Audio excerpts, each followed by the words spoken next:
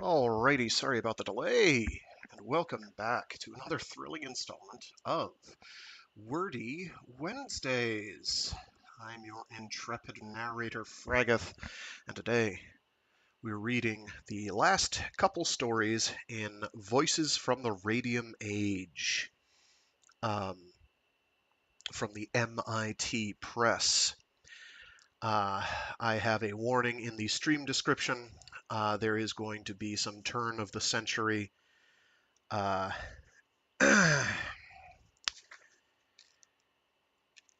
sensibilities on display, and that does unfortunately mean the use of certain racial epithets that I'd rather not say aloud, but will do so in order to ensure that we are, in fact, reading the story as it is presented. Um, this story is called The Comet. It is by W.E.B. Du Bois. Um, it's a beautiful day here, too, interestingly. It's a little more humid than it's been and a smidge warmer. It's been nice and cool lately. I have an optimal operating temperature of, oh, I don't know, between 60 and 70 degrees. And this is a little higher than that. Actually, 60 to like 75. After that, it's like, okay, I'm starting to sweat. So this is W.B. Du Bois. If that name is recognizable to you and you're from the United States, there are reasons for that. This is one of the founding members of the NAACP. Um, in fact, I think they may have already gotten it started by the time this was published. If this was published, I think of that as being like around 1910-ish. So this was published 1920. So yes, the NAACP would be around by now. Uh, so this guy is a big deal. There is actually a nice little author summary at the end of the book I'll probably read through. Um, because that gives just a little color, texture, and background on some of these authors, a number of whom I didn't know anything about at all. Um, and this will hopefully provide a certain degree of illumination on who they were. It'll be fun getting to the Rokeya Sakawat Hossein section because there's a bunch of names I'm going to have difficulty with. Anyway, thanks to everyone for tuning in. Let's get cracking.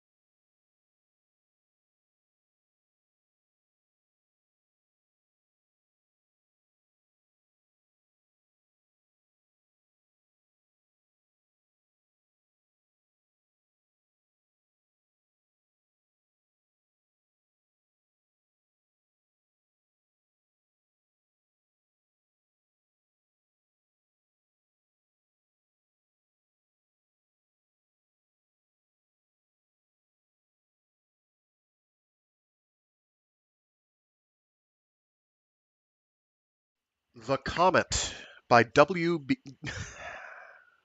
The Comet by W.E.B. Du Bois. Du Bois, sorry. My French instincts kicking in, and that is not how it is pronounced. Du Bois. He stood a moment on the steps of the bank, watching the human river that swirled down Broadway. Few noticed him. Few ever noticed him, save in a way that stung. He was outside the world. Nothing, as he said bitterly. Bits of the words of the walkers came to him. The comet? The comet! Everybody was talking of it. Even the president, as he entered, smiled patronizingly at him and asked, "Well, Jim, are you scared?" "No," said the messenger shortly. "I thought we'd journeyed through the comet's tail once." "Oh, I thought we journeyed through the comet's tail once," broke in the junior clerk affably. "Oh, that was Halley's," said the president. "This is a new comet. Quite a stranger, they say. Wonderful, wonderful. I saw it last night.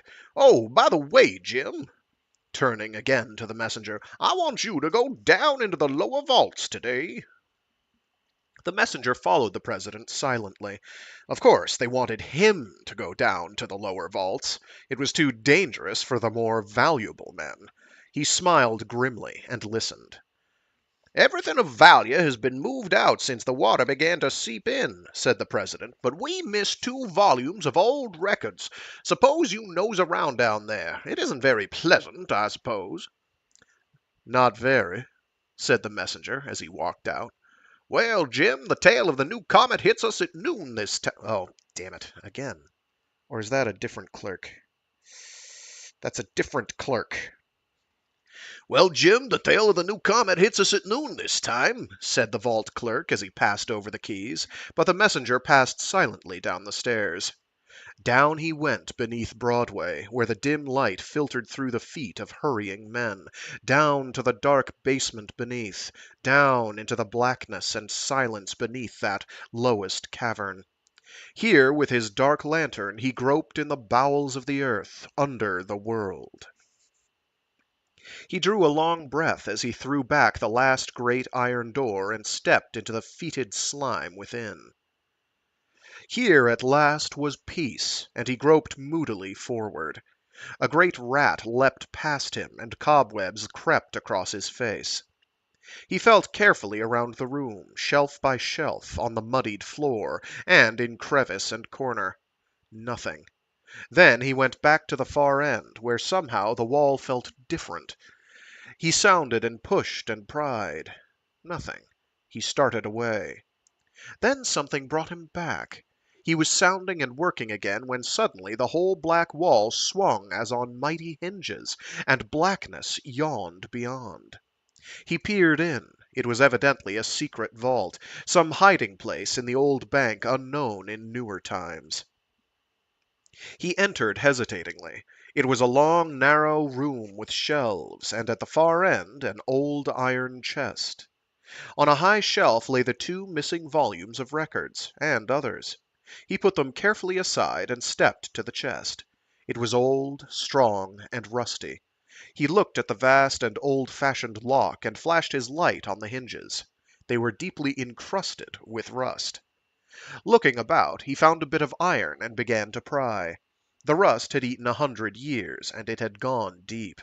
Slowly, wearily, the old lid lifted, and with a last low groan lay bare its treasure, and he saw the dull sheen of gold. Boom! A low, grinding, reverberating crash struck upon his ear. He started up and looked about. All was black and still. He groped for his light and swung it about him. Then he knew. The great stone door had swung to. He forgot the gold and looked death squarely in the face. Then with a sigh he went methodically to work. The cold sweat stood on his forehead, but he searched, pounded, pushed, and worked until after what seemed endless hours his hand struck a cold bit of metal and the great door swung again harshly on its hinges, and then, striking against something soft and heavy, stopped. He had just room to squeeze through. There lay the body of the vault clerk, cold and stiff. He stared at it, and then felt sick and nauseated. The air seemed unaccountably foul, with a strong, peculiar odor. He stepped forward, clutched at the air, and fell fainting across the corpse.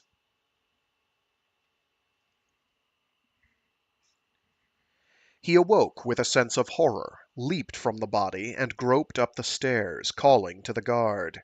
The watchman sat as if asleep, with the gate swinging free.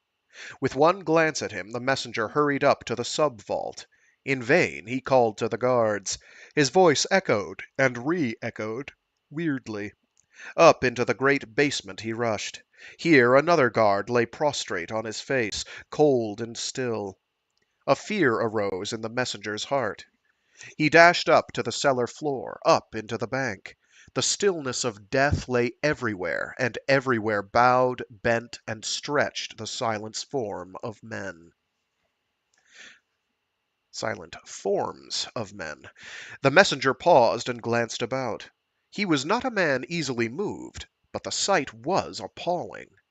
Robbery and murder, he whispered slowly to himself as he saw the twisted, oozing mouth of the president where he lay half buried on his desk. Then a new thought seized him.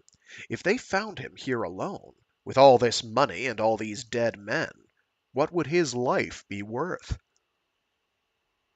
He glanced about, tiptoed cautiously to a side door, and again looked behind. Quietly he turned the latch and stepped out into Wall Street. How silent the street was! Not a soul was stirring, and yet it was high noon. Wall Street? Broadway? He glanced almost wildly up and down, then across the street, and as he looked, a sickening horror froze in his limbs. With a choking cry of utter fright he lunged, leaned giddily against the cold building, and stared helplessly at the sight. In the great stone doorway 100 men and women and children lay crushed and twisted and jammed, forced into that great gaping doorway like refuse in a can, as if in one wild, frantic rush to safety they had rushed and ground themselves to death. Slowly the messenger crept along the walls, wetting his parched mouth and trying to comprehend, stilling the tremor in his limbs and the rising terror in his heart. He met a businessman, silk-hatted and frock-coated, who had crept, too, along that smooth wall, and stood now stone-dead with wonder written on his lips. The messenger turned his eyes hastily away and sought the curb. A woman leaned wearily against the signpost, her head bowed motionless on her lace and silken bosom. Before her stood a streetcar, silent, and within, but the messenger but glanced and hurried on. A grimy newsboy sat in the gutter with the "last edition" in his uplifted hand. "Danger!" screamed its black headlines. "Warnings wired around the world. The comet's tail sweeps past us at noon. Deadly gases expected. Close doors and windows. Seek the cellar." That's Cellar. The messenger read and staggered on. Far out from a window above, a girl lay with a gasping face and sleevelets on her arms. On a store step sat a little sweet-faced girl looking upward toward the skies, and in the carriage by her lay, but the messenger looked no longer.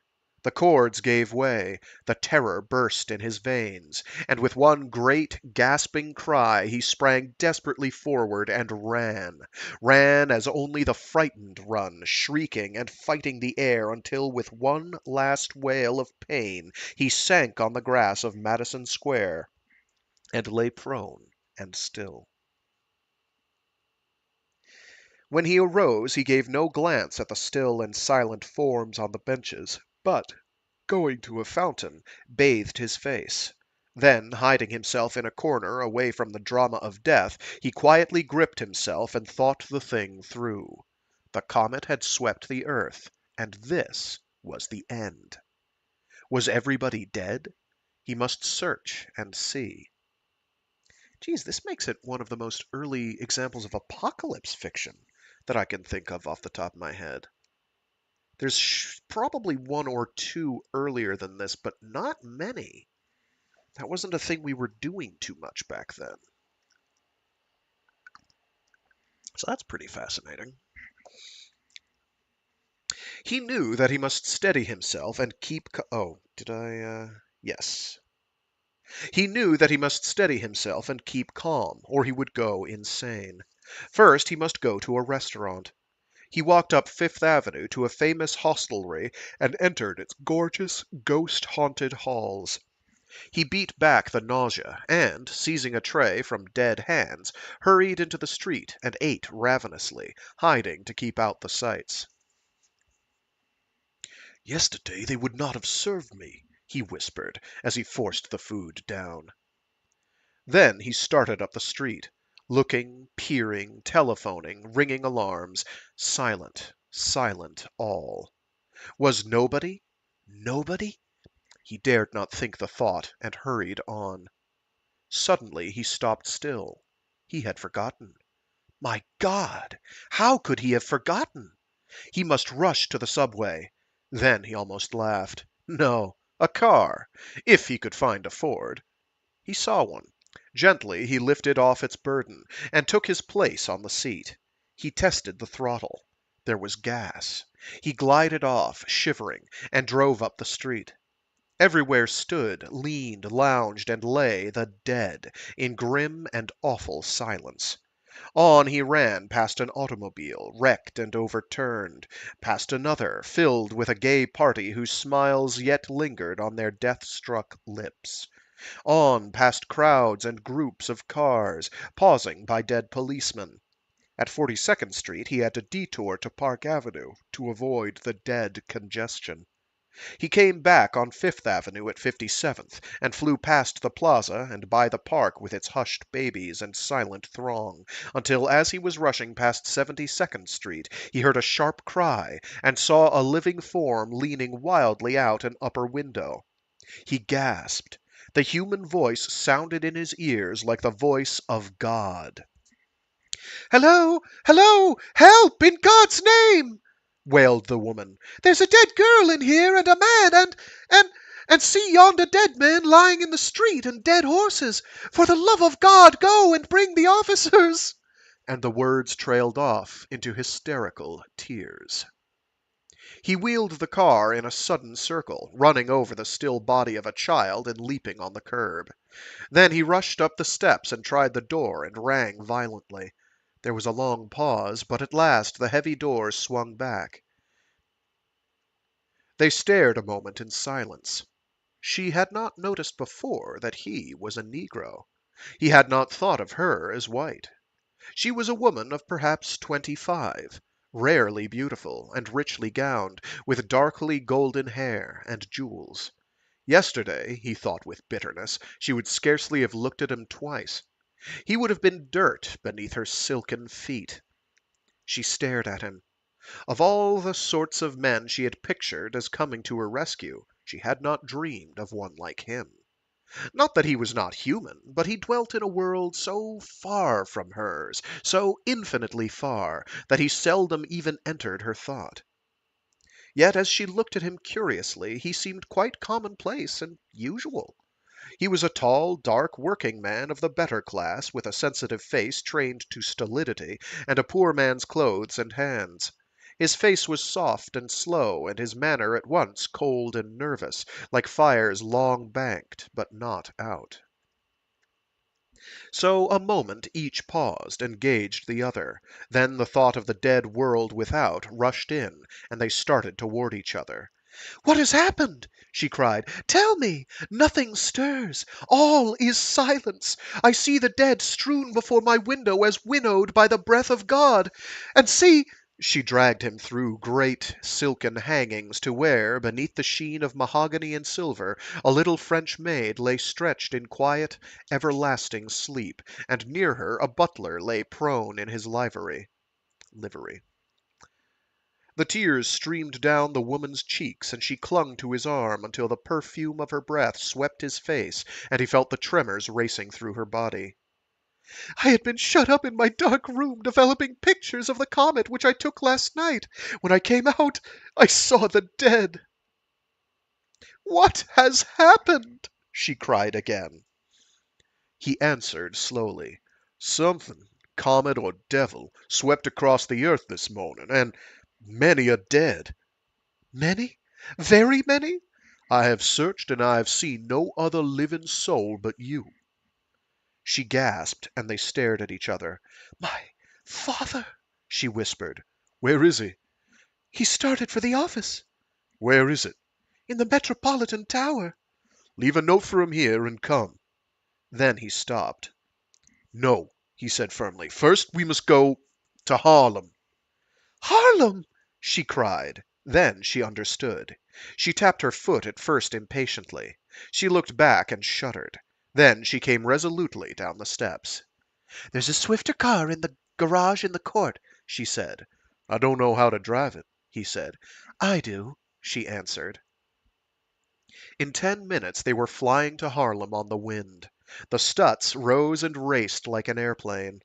They took the turn at 110th Street on two wheels and slipped with a shriek into 135th. He was gone but a moment. Then he returned, and his face was gray. She did not look, but said, You have lost somebody? I've lost everybody, he said simply, unless... He ran back and was gone several minutes. Hours they seemed to her. Everybody, he said, and he walked slowly back with something film-like in his hand, which he stuffed into his pocket. I'm afraid I was selfish, he said. But already the car was moving toward the park among the dark and lined dead of Harlem. The brown, still faces, the knotted hands, the homely garments, and the silence. The wild and haunting silence. Out of the park and down Fifth Avenue they whirled. In and out among the dead they slipped and quivered, needing no sound of bell or horn, until the great square Metropolitan Tower hove in sight. Gently he laid the dead elevator boy aside. The car shot upward. The door of the office stood open. On the threshold lay the stenographer, and, staring at her, sat the dead clerk. The inner office was empty, but a note lay on the desk, folded and addressed, but unsent. Dear daughter, I've gone for 100-mile spin in Fred's new Mercedes. Shall not be back before dinner. I'll bring Fred with me. J.B.H. Come, she cried nervously. We must search the city. Up and down, over and across, back again, on went that ghostly search. Everywhere was silence and death. Death and silence. They hunted from Madison Square to Spuyten Duyvil. They rushed across Williamsburg Bridge. They swept over Brooklyn. From the Battery and Morningside Heights they scanned the river. Silence, silence everywhere, and no human sign. Haggard and bedraggled, they puffed a third time slowly down Broadway, under the broiling sun, and at last stopped. He sniffed the air. An odor, a smell. And with the shifting breeze a sickening stench filled their nostrils, and brought its awful warning. The girl settled back helplessly in her seat. What can we do? She cried. It was his turn now to take the lead, and he did it quickly. The long-distance telephone, the telegraph and the cable, night rockets, and then flight. She looked at him now with strength and confidence. He did not look like men as she had always pictured men, but he acted like one, and she was content. In 15 minutes they were at the Central Telephone Exchange.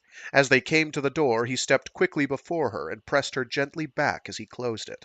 She heard him moving to and fro, and knew his burdens, the poor little burdens he bore. When she entered, he was alone in the room. The grim switchboard flashed its metallic face in cryptic, sphinx-like immobility. She seated herself on a stool and donned the bright earpiece. She looked at the mouthpiece. She had never looked at one so closely before. It was wide and black, pimpled with usage, inert, dead, almost sarcastic in its unfeeling curves. It looked, she beat back the thought, but it persisted in looking like... She turned her head and found herself alone. One moment she was terrified, then she thanked him silently for his delicacy, and turned resolutely, with a quick intaking of breath. "Hello!" she called in low tones. She was calling to the world. The world must answer. Would the world answer? Was the world... Silence. She had spoken too low. "Hello!" she cried, full voiced. She listened. Silence.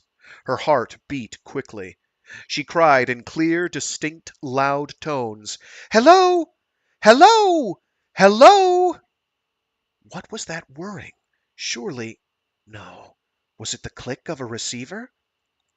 She bent close. She moved the pegs in the holes, and called until her voice rose almost to a shriek and her heart hammered. It was as if she had heard the last flicker of creation, and the evil was silence. Her voice dropped to a sob. She sat stupidly staring into the black and sarcastic mouthpiece, and the thought came again. Hope lay dead within her. Yes, the cable and the rockets remained, but the world— She could not frame the thought or say the word. It was too mighty, too terrible. She turned toward the door with a new fear in her heart.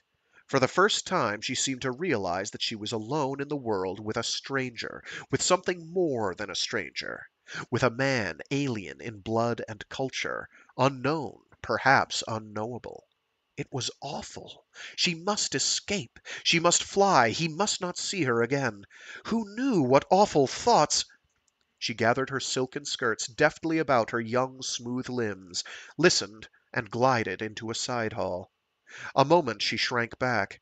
The hall lay filled with dead women. Then she leaped to the door and tore at it with bleeding fingers until it swung wide. She looked out. He was standing at the top of the alley, silhouetted, tall and black, motionless. Was he looking at her or away? She did not know. She did not care. She simply leaped and ran until she found herself alone amid the dead and the tall ramparts of towering buildings. She stopped. She was alone. Alone. Alone on the streets, alone in the city, perhaps alone in the world.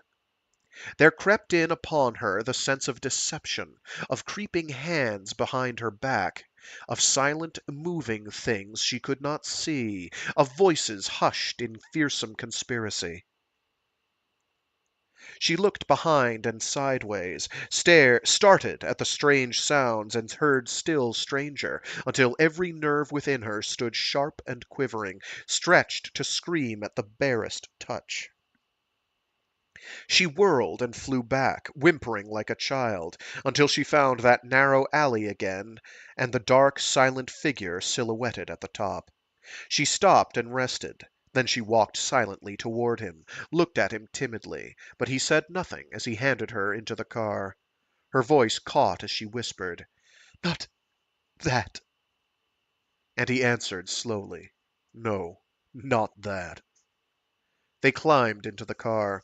She bent forward on the wheel and sobbed, with great, dry, quivering sobs, as they flew toward the cable office on the east side, leaving the world of wealth and prosperity for the world prosperity, leaving the world of wealth and prosperity for the world of poverty and work.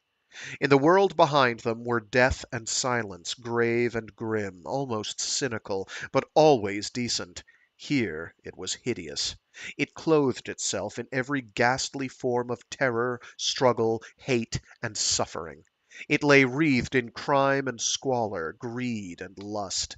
Only in its dread and awful silence was it like death everywhere. Was it like to death everywhere? There we go. Only in its dread and awful silence was it like to death everywhere.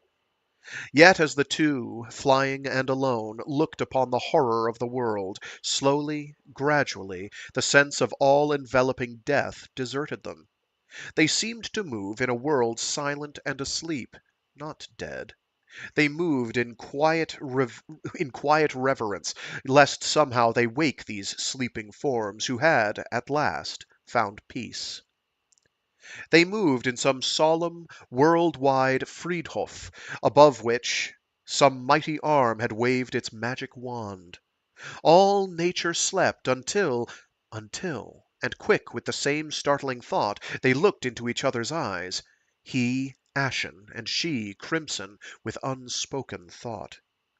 To both, the vision of a mighty beauty, of vast unspoken things, swelled in their souls, but they put it away. Great dark coils of wire came up from the earth and down from the sun, and entered this low lair of witchery. They gathered lightnings of the world centered here, bindings with beams of light the ends of the earth. The doors gaped on the gloom within. He paused on the threshold. "Do you know the code?" she asked. I know the call for help. We used it formerly at the bank. She hardly heard. She heard the lapping of the waters far below, the dark and restless waters, the cold and luring waters, as they called. He stepped within. Slowly she walked to the wall where the water called below, and stood and waited. Long she waited, and he did not come. Then with a start she saw him, too, standing beside the black waters. Slowly he removed his coat and stood there silently. She walked quickly to him and laid her hand on his arm. He did not start or look. The waters lapped on in luring, deadly rhythm. He pointed down to the waters and said quietly, "The world lies beneath the waters now. May I go?" She looked into his stricken, tired face, and a great pity surged within her heart. She answered in a voice clear and calm, "No." Upward they turned toward life again, and he seized the wheel. The world was darkening to twilight, and a great gray pall was falling mercifully and gently on the sleeping dead. The ghastly glare of reality seemed replaced with the dream of some vast romance. The girl lay silently back as the motor whizzed along, and looked half consciously for the elf queen to wave life into this dead world again. She forgot to wonder at the quickness with which he had learned to drive her car. It seemed natural. And then, as they whirled and swung into Madison Square, and at the door of the great Metropolitan Tower, she gave a low cry, and her eyes were great. Perhaps she had seen the Elf Queen? The man led her to the elevator of the tower, and deftly they ascended. In her father's office they gathered rugs and chairs, and he wrote a note and laid it on the desk. Then they ascended to the roof, and he made her comfortable. For a while she rested and sank to dreamy somnolence, watching the worlds above and wondering. Below lay the dark shadows of the city, and afar was the shining of the sea. She glanced at him timidly as he set foot before her, and took a shawl and wound her in it, touching her reverently, yet tenderly. She looked up at him with thankfulness in her eyes, eating what he served. He watched the city. She watched him. He seemed very human, very near now. "Have you had to work hard?" she asked softly. "Always," he said. "I have always been idle," she said. "I was rich." I was poor, he almost echoed. "The rich and the poor are met together," She began, and he finished. The Lord is the maker of 'em all. "Yes," She said slowly. "and how foolish our human distinctions seem now." Looking down to the great dead city stretched below, swimming in unlightened shadows. Yes, I was not human yesterday," he said. She looked at him. "And your people were not my people," she said. "But today—" She paused. He was a man, no more, but he was in some larger sense a gentleman, sensitive, kindly, chivalrous, everything save his hands and his face. Yet yesterday— Death, the leveler, he muttered. "And the revealer," She whispered gently, rising to her feet with great eyes. He turned away, and after fumbling a moment, sent a rocket into the darkening air. It arose, shrieked, and flew up, a slim path of light, and scattering its stars abroad, dropped on the city below. She scarcely noticed it. A vision of the world had risen before her. Slowly the mighty prophecy of her destiny overwhelmed her. Above the dead past hovered the angel of Annunciation. Annunciation. She was no mere woman. She was neither high nor low, white nor black, rich nor poor. She was primal woman, mighty mother of all men to come, and bride of life. She looked upon the man beside her and forgot all else but his manhood, his strong, vigorous manhood, his sorrow and sacrifice. She saw him glorified. He was no longer a thing apart, a creature below, a strange outcast of another clime and blood, but her brother humanity incarnate, son of God and great All-Father of the race to be. He did not glimpse the glory in her eyes, but stood looking outward toward the sea and sending rocket after rocket into the unanswering darkness. Dark purple clouds lay banked and billowed in the west. Behind them and all around, the heavens glowed in dim, weird radiance that suffused the darkening world and made almost a minor music. Suddenly, as though gathered back in some vast hand, the great cloud curtain fell away. Low on the horizon lay a long, white star, mystic, wonderful, and from it fled upward to the pole, like some wan bridal veil, a pale, wide sheet of flame that lighted all the world and dimmed the stars. In fascinated silence the man gazed at the heavens and dropped his rockets to the floor. Memories of memories stirred to life in the dead recesses of his mind. The shackles seemed to rattle and fall from his soul. Up from the crass and crushing and cringing of his caste leapt the lone majesty of kings long dead. He arose within the shadows, tall, straight, and stern, with power in his eyes and ghostly scepters hovering to his grasp. It was as though some mighty pharaoh lived again, or curled Assyrian lord. He turned and looked upon the lady, and found her gazing straight at him. Silently, immovably, they saw each other face to face, eye to eye. Their souls lay naked to the night. It was not lust, it was not love, it was some vaster, mightier thing that needed neither touch of body nor thrill of soul. It was a thought divine, splendid. Slowly, noiselessly, they moved toward each other, the heavens above, the seas around, the city grim and dead below. He loomed from out the velvet shadows vast and dark. Pearl white and slender, she shone beneath the stars. She stretched her jeweled hands abroad.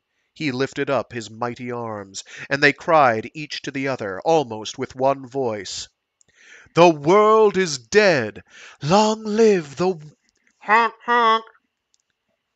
Hoarse and sharp, the cry of a motor drifted clearly up from the silence below. They started backward with a cry, and gazed upon each other with eyes that faltered and fell, with blood that boiled. Honk, honk, honk, honk. Came the mad cry again, and almost from their feet a rocket blazed into the air and scattered its stars upon them. She covered her eyes with her hands, and her shoulders heaved. He dropped and bowed, groped blindly on his knees about the floor.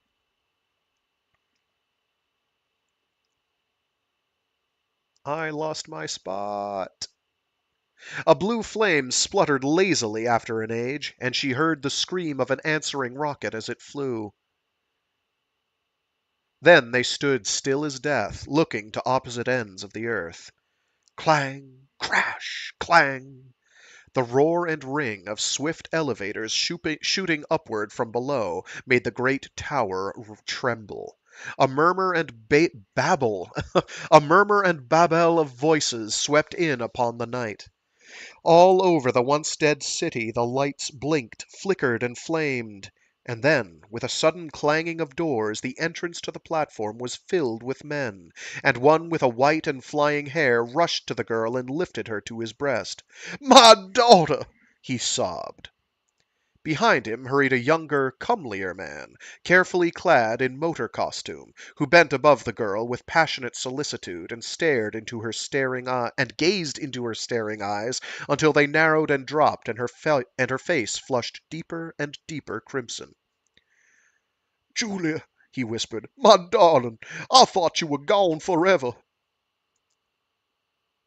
She looked up at him with strange, searching eyes. Oh, sorry, that's another guy. Julia, he whispered, my darling, I thought you were gone forever. She looked up at him with strange, searching eyes. Fred, she murmured, almost vaguely, is the world gone? Only New York, he answered. It is terrible, awful, you know, but you, how did you escape? How have you endured this horror? Are you well, unharmed? Unharmed, she said. And this man here? He asked, encircling her drooping form with one arm and turning toward the Negro. Suddenly he stiffened, and his hand flew to his hip. Why, he snarled, it's a nigger, Julia. Has he dared? She lifted her head and looked at her late companion curiously, and then dropped her eyes with a sigh. He has dared all to rescue me, she said quietly, and I thank him much. But she did not look at him again. As the couple turned away, the father drew a roll of bills from his pockets. Here, my good fellow, he said, thrusting the money into the man's hands. Take that. What's your name? Jim Davis, came the answer, hollow-voiced. Well, Jim, I thank you. I've always liked you people. If you ever want a job, call on me. And they were gone. The crowd poured up and out of the elevators, talking and whispering. Who was it? Are they alive? How many? Two. Who was saved? A white girl and a nigger. There she goes. A nigger? Where is he? Let's lynch the damn. Shut up. He's all right. He saved her. Saved hell. He had no business. Here he comes.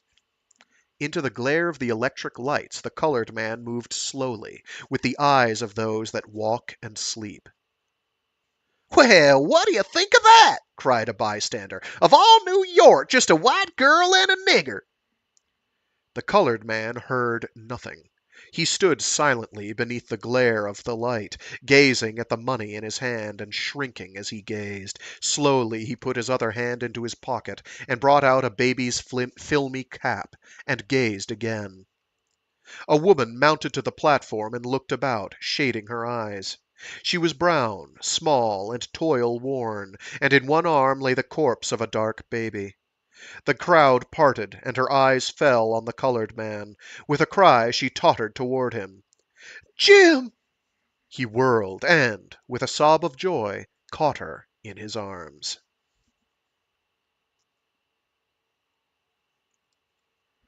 And that was The Comet by W.E.B. Du Bois from 1920. Kind of a bummer ending, in truth, but at least his wife was okay. So that's something. Racism does not die with the end of the world, apparently. Regrettably. I can't say I'm terribly surprised. But it was really well written. That was a thrilling narrative. Highly recommend his work, clearly. I'm going to have to search out more of the things he's done. All right, next up, we've got The Jameson Satellite by Neil R. Jones. And I think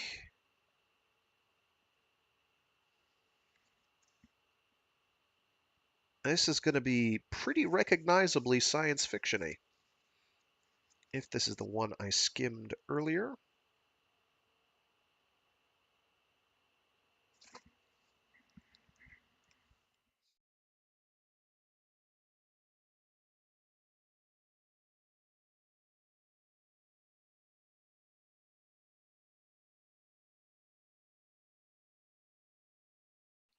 The Jameson Satellite by Neil R. Jones. Prologue. The Rocket Satellite. In the depths of space, some 20,000 miles from the Earth, the body of Professor Jameson within its rocket container cruised upon an endless journey, circling the gigantic sphere.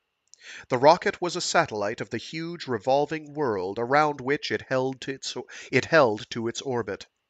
In the year 1958, Professor Jameson had sought for a plan whereby he might preserve his body indefinitely after his death. He had worked long and hard upon the subject.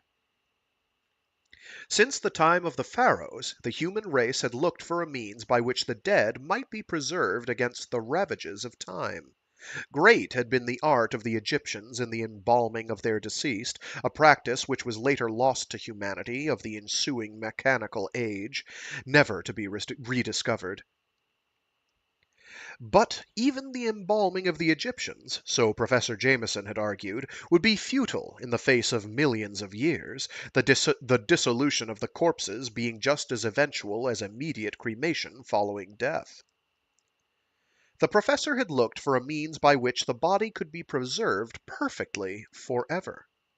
But eventually he had come to the conclusion that nothing on earth is unchangeable beyond a certain limit of time. Just as long as he sought an earthly means of preservation, he was doomed to disappointment.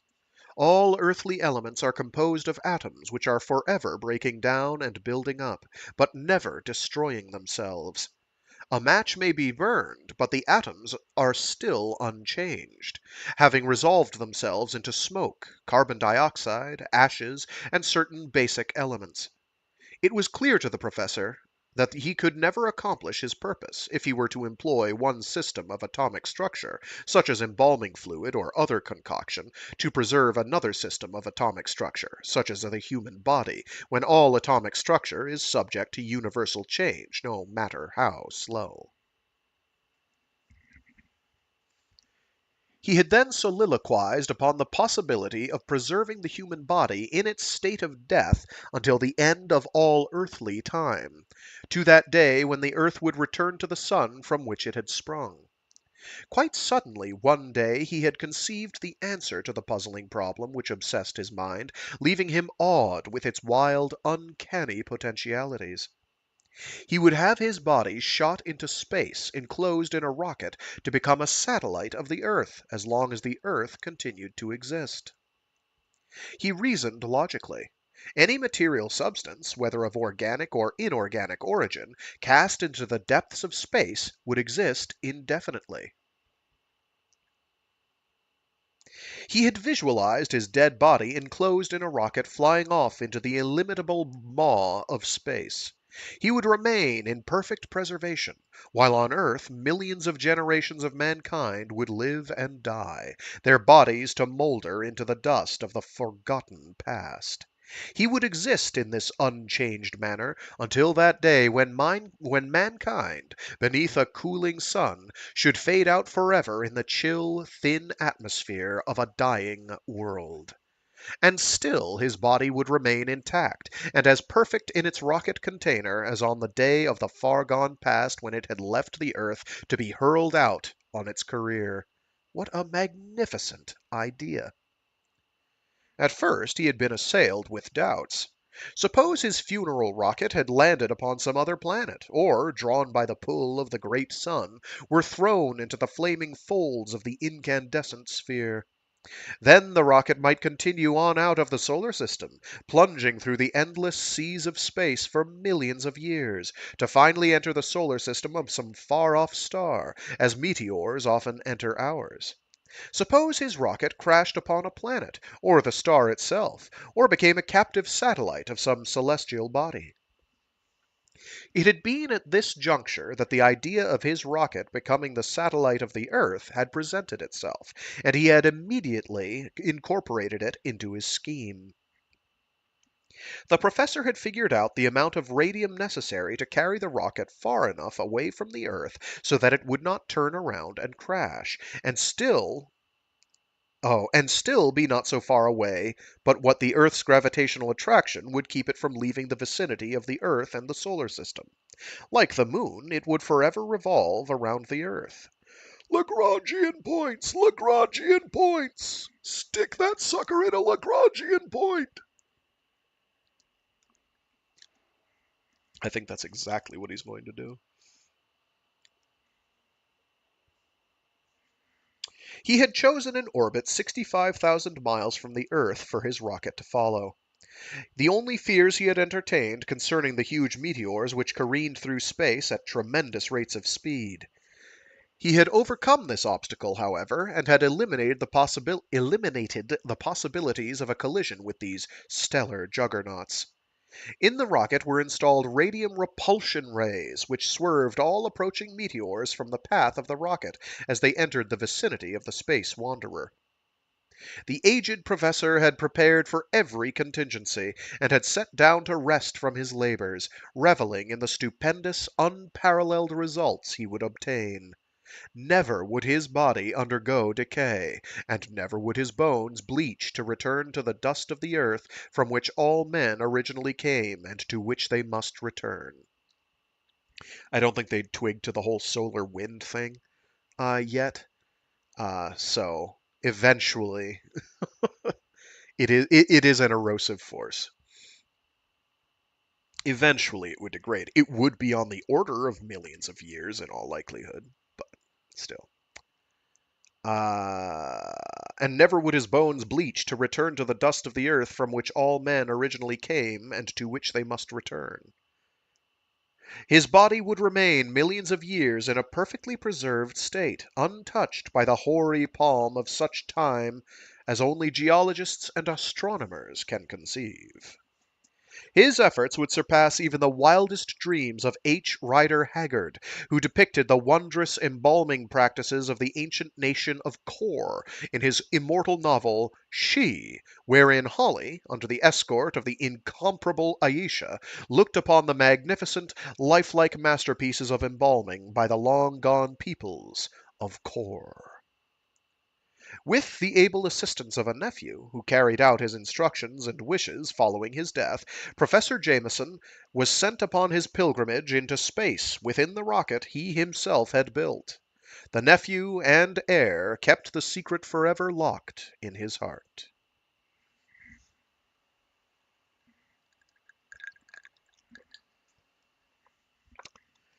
Generation after generation had passed upon its way. Gradually, humanity had come to die out, finally disappearing from the earth altogether. Mankind was later replaced by various other forms of life which dominated the globe for their allotted spaces of time before they, too, became extinct. The years piled up on one another, running into millions, and still the Jameson Satellite kept its lonely vigil around the Earth, gradually closing the distance between satellite and planet, yielding reluctantly to the latter's powerful attraction. 40 million years later, its orbit ranged some 20,000 miles from the Earth, while the dead world edged ever nearer the cooling sun, whose dull red ball covered a large expanse of the sky. I somehow didn't realize that they'd twigged to solar expansion and cooling by then. I shouldn't be surprised. Remind me at some point, I've got to read the book on stream called From Rocket to the Moon by Otto Willie Gale, wherein there is an accurately described rocket launch to the moon. The science is spot on, and it's written probably around when this was written. I want to say it was the 1920s. And it blows my mind. It blew my mind reading it the first time, and I've got to reread it. It's just crazy how they knew the science. They just didn't have the wherewithal, need, or materials, resources to make it happen. But they could have made it happen certainly no later than the 40s. But they knew the science. It's crazy. Um, it's difficult to appreciate. Let's restart the paragraph. 40 million years later, its orbit ranged some 20,000 miles from the Earth, while the dead world edged ever nearer the cooling sun, whose dull red ball covered a large expanse of the sky. Surrounding the flaming sphere, many of the stars could be perceived through the Earth's thin, rarefied atmosphere. As the earth cut in slowly and gradually toward the solar luminary, so was the moon revolving ever nearer the earth, appearing like a great gem glowing in the twilight sky. The rocket containing the remains of Professor Jameson continued its endless travel around the great ball of the earth, whose rotation had now ceased entirely, one side forever facing the dying sun. There it pursued its lonely way, a cosmic coffin, accompanied by its funeral cortege of scintillating stars, amid the deep silence of the eternal space which enshrouded it. Solitary it remained, except for the occasional passing of a meteor flitting by at a remarkable speed on its aimless journey through the vacuum between the far-flung worlds. Would the satellite follow its orbit to the world's end, or would its supply of radium soon exhaust itself after so many eons of time, converting the rocket into the prey of the first large meteor which chanced that way? Would it some day return to the earth as its nearer approach portended, and increase its acceleration in a long arc to crash upon the surface of the dead planet? And when the rocket terminated its career, would the body of Professor Jameson be found perfectly preserved, or merely a crumbled mound of dust?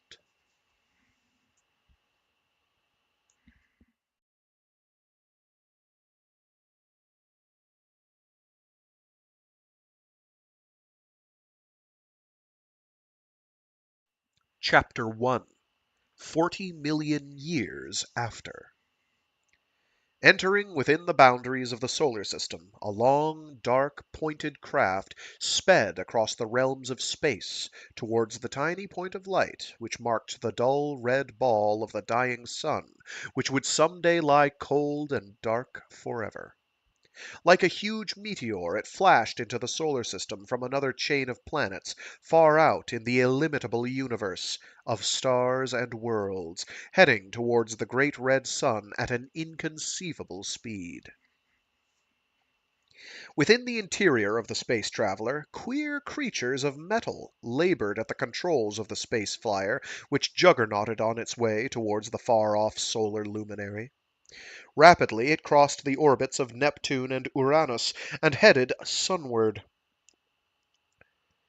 The bodies of these queer creatures were square blocks of a metal closely resembling steel, while for appendages the metal cube was upheld by four jointed legs capable of movement.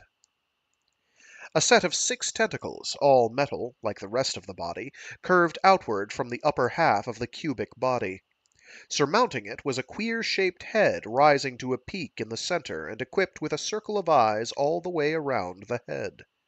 The creatures, with their mechanical eyes equipped with metal shutters, could see in all directions. A single eye pointed directly upward, being situated in the space of the peaked head, resulting in a slight depression of the cranium. These were the zoromes of the planet Zor, which rotated on its way around a star millions of light years distant from our solar system.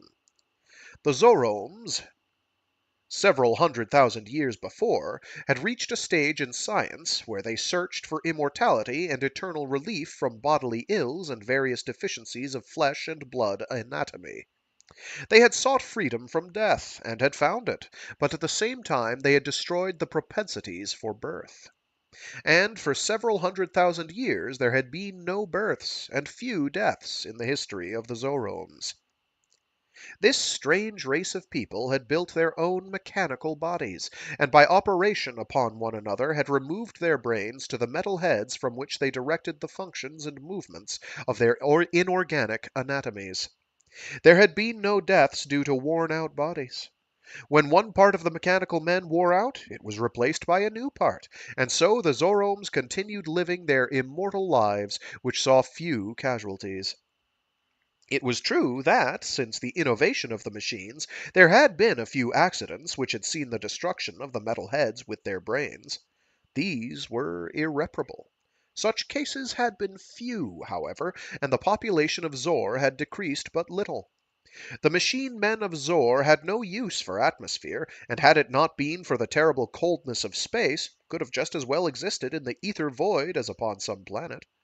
Their metal bodies, especially their metal-encased brains, did require a certain amount of heat, even though they were able to exist comfortably in temperatures which would instantly have frozen to death a flesh and blood creature. The most popular pastime among the machine men of Zor was exploration of the universe. This afforded them a never-ending source of interest in the discovery of the variegated inhabitants and conditions of the various planets on which they came to rest. Hundreds of spaceships were sent out in all directions, many of them being upon their expeditions for hundreds of years before they returned once more to the home planet of far-off Zor. This particular spacecraft of the Zoromes had entered the solar system whose planets were gradually circling in closer to the dull red ball of the declining sun.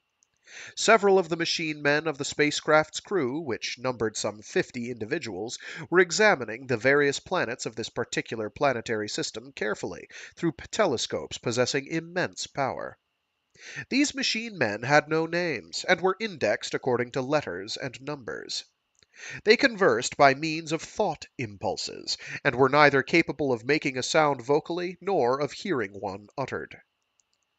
"Where shall we go?" queried one of the men at the controls, questioning another who stood by his side, examining a chart on the wall. "They all appear to be dead worlds for R3579," this replied the one addressed, "but the second planet from the sun appears to have an atmosphere which might sustain a few living creatures, and the third planet may also prove interesting, for it has a satellite. We shall examine the inner planets first of all, and explore the outer ones later, if we decide it is worth the time." Too much trouble for nothing, ventured 9G 721. This system of planets offers us little but what we have seen many times before in our travels. The sun is so cooled that it cannot sustain the more common life on its planets, the type of life forms we usually find in our travels. We should have visited a planetary system with a brighter sun. "You speak of common life," remarked 25X 987. "What of the uncommon life? Have we not found life existent on cold, dead planets with no sunlight and atmosphere at all?" Yes, we have, admitted 9G 721, but such occasions are exceedingly rare. "The possibility exists, however, even in this case," reminded 4R 3579. "And what if we do spend a bit of unprofitable time in this one planetary system? Haven't we all an endless lifetime before us? Eternity is ours." "We shall visit the second planet first of all," directed 25X 987. Who was in charge of this particular expedition of the Zoromes, and on the way there we shall cruise along near the third planet to see what we can of the surface. We may be able to tell whether or not it holds anything of interest to us. If it does, after visiting the second planet, we shall then return to the third. The first world is not worth bothering with." Yeah, take that, Mercury. Zoromes don't care about you. The spaceship from Zor raced on in a direction which would take it several thousand miles above the Earth, and then on to the planet which we know as Venus. As the spaceship rapidly neared the Earth, it slackened its speed so that the Zoromes might examine it closely with their glasses as the ship passed the third planet. Suddenly, one of the machine men ran excitedly into the room where 25X 987 stood watching the topography of the world beneath him. "We have found something!" he exclaimed. What? "Another spaceship! Where? But a short distance ahead of us on our course. Come into the foreport of the ship and you can pick it up with the glass." Which way? Which is the way it's going?" asked 25X 987. "It is behaving queerly," replied the machine man of Zor. "It appears to be in the act of circling the planet." Do you suppose that there really is life on that dead world? Intelligent beings like ourselves? And that this is one of their spacecraft? "Perhaps it is another exploration craft like our own from some other world," was the suggestion. "But not of ours," said 25X 987. There's a hyphen between the first couple digits and the last couple digits. I don't know if I should be mentioning those. I'm going to keep doing it. Together, the two Zoromes now hastened into the observation room of the spaceship, where more of the machine men were excitedly examining the mysterious spacecraft, their thought impulses flying thick and fast like bodiless bullets. It is very small. Its speed is slow, The craft can hold but few men. observed one. We do not yet know what size the we do not yet know of what size the creatures are, Reminded another. Perhaps there are thousands of them in that small spacecraft out there. They may be such a small size that it will be necessary to look twice before finding one of them. Such beings are not unknown. We shall soon overtake it and see. I wonder if they've seen us. Where do you suppose it came from? From the world beneath us, Was the suggestion. perhaps.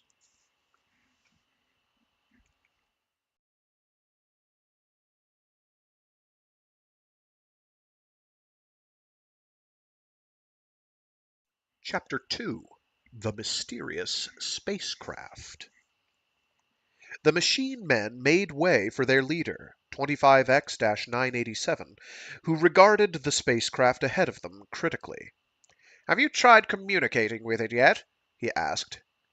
There is no reply to any of our signals, came the answer. Come alongside of it, then, Ordered their commander. It is small enough to be brought inside our carrying compartment, and we can see with our penetration rays just what manner of creatures it holds. They are intelligent, that is certain, for their spaceship does imply as much. The space flyer of the Zorome slowed up as it approached the mysterious wanderer of the cosmic void which hovered in the vicinity of the dying world. What a queer shape it has, remarked 25X-987. It is even smaller than I had previously calculated. A rare occurrence had taken place among the machine men of Zor. They were overcome by a great curiosity which they could not allow to remain unsatiated. Accustomed as they were to witnessing strange sights and still stranger creatures, meeting up with weird adventures in various corners of the universe, they had now become hardened to the usual run of experiences which they were in the habit of encountering. It took a great deal to arouse their unperturbed attitudes. Something new, however, about this queer spacecraft had gripped their imaginations, and perhaps a subconscious influence asserted to their minds that here they have come across an adventure radically unusual. Come alongside it, repeated 25X-987 to the operator as he returned to the control room and gazed through the side of the spaceship in the direction of the smaller cosmic wanderer. I'm trying to, replied the machine man, but it seems to jump away a bit every time I get within a certain distance of it. Our ship seems to jump backward a bit too. Are they trying to elude us? I don't know. They should pick up more speed if that is their object. Perhaps they are now progressing at their maximum speed and cannot increase their acceleration any more. Look! exclaimed the operator. Did you just see that? The thing has jumped away from us again. Our ship moved also, said 25X-987. I saw a flash of light shoot from the side of the other craft as it jumped. Another machine man now entered and spoke to the commander of the Zorome expedition.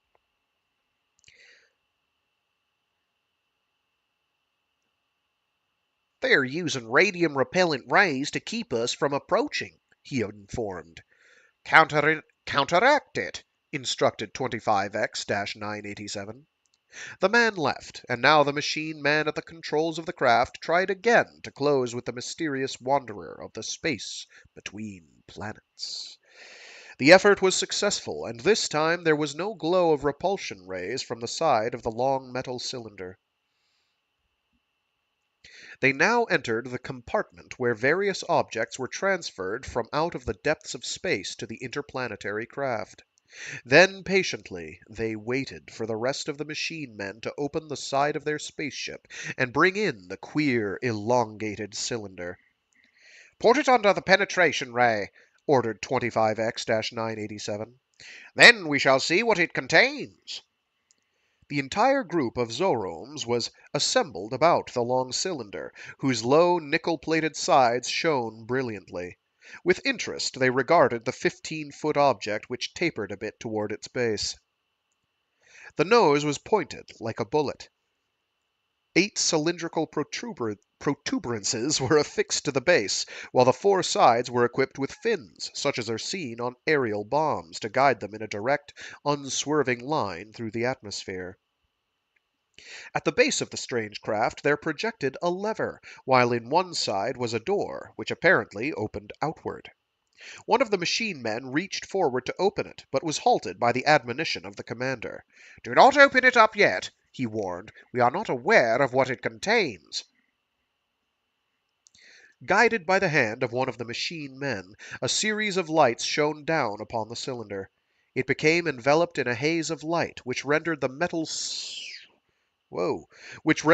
sides of the mysterious spacecraft dim and indistinct, while the interior of the cylinder was as clearly revealed as if there had been no covering.